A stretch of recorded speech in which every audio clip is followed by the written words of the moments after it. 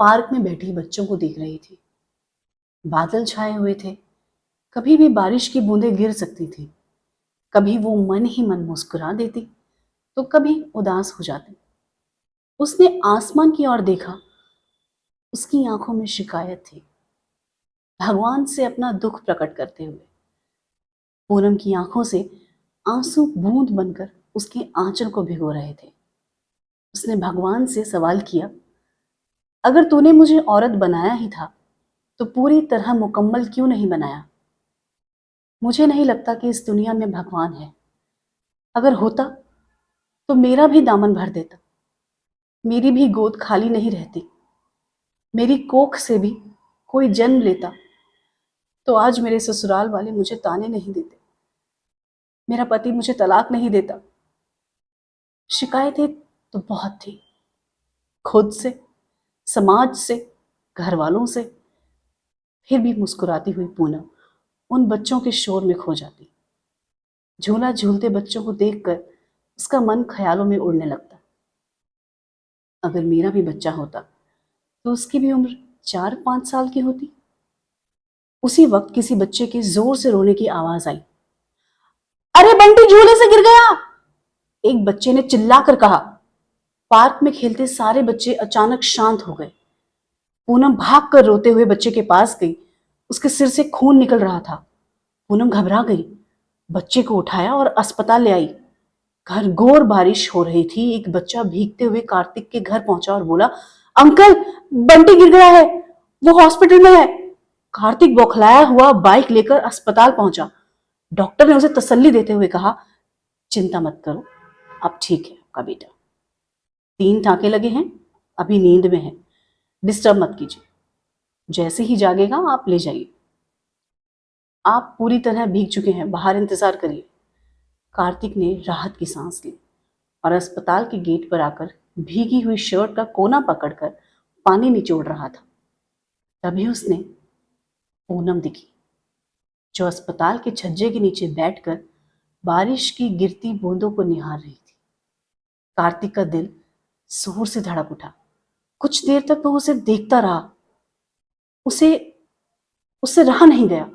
रुकते कदमों में जान आ गई। वो पूनम के पास गया और लड़खड़ाती जुबान से बोला, पूनम। पूनम ने मुड़कर देखा। उसकी आंखें चौड़ी हो गई, उसकी सांसें तेज हो गई। कुछ देर तक दोनों एक दूसरे को देखते रहे। कार्तिक पास आया। पूनम बिना पलक झपकाए उसे देखती रही। 4 साल बाद वो कार्तिक को देख रही थी। उसका दिल चाह रहा था कि अभी उसे गले लगाकर सारी शिकायतें, सारे दुख कह दे, लेकिन वो मजबूर थी। उसने खुद को नियंत्रित किया। कार्तिक वहीं बगल में बैठ गया और पूछा, कैसी हो पूनम? कार्तिक के मुंह से अपना नाम सुनकर पूनम भावुक हो गई। जज्बातों को नियंत्रित करते हुए बोली, ठीक हूं, तुम बताओ। कार्तिक कुछ पल चुप रहा, फिर बोला, जैसा छोड़कर गई थी तुम, बिल्कुल वैसा ही हूं। तुम बताओ, तुम यहां क्या कर रही हो? तुम्हें तो लखनऊ में होना चाहिए था। सुना है तुम्हारा पति बहुत अमीर है, किसी यूनिवर्सिटी में प्रोफेसर है, और तुम भी उसी के साथ रहती हो। पूनम ने अपने सारे दर्द और घुटन को भीतर दबाकर जवाब दिया, हाँ वही थी। बहुत दिन हो गए थे तो मम्मी के पास आई थी। उनके लिए कुछ दवा लेनी थी, इसलिए अस्पताल आई थी। बारिश हो रही थी तो रुक गई। दोनों कुछ देर चुप रहे। पूनम ने गौर से कार्तिक को देखा। लग रहा था उम्र उस पर हावी हो चुकी है। लहराते बाल, स्टाइलिश कपड़े, चेहरे की मोहक हंसी, सब गायब थे। सिर के बाल सफेद हो चले थे, पेट बाहर निकल आया था। पूनम ने चुप्पी तोड़ी और पूछा, तुम्हारी पत्नी कैसी है? कार्तिक आत्मविश्वास से बोला, बहुत अच्छी है, दुनिया की सबसे खूबसूरत औरत। मेरा एक बेटा भी है, स्मार्ट, मेरी तरह। पूनम उसकी बात सुनकर कहीं खो गई। कार्तिक अब पूनम को गौर से देखने लगा। उसके चेहरे पर पहली जैसी रौनक नहीं थी। रानी जैसी दिखने वाली पातूनी, चंचल पूनम आज आंखों की लाली तक लापता थी। कार्तिक को लगा पूनम कुछ छुपा रही है। उसने पूछा, तुम्हारे बच्चे कैसे हैं?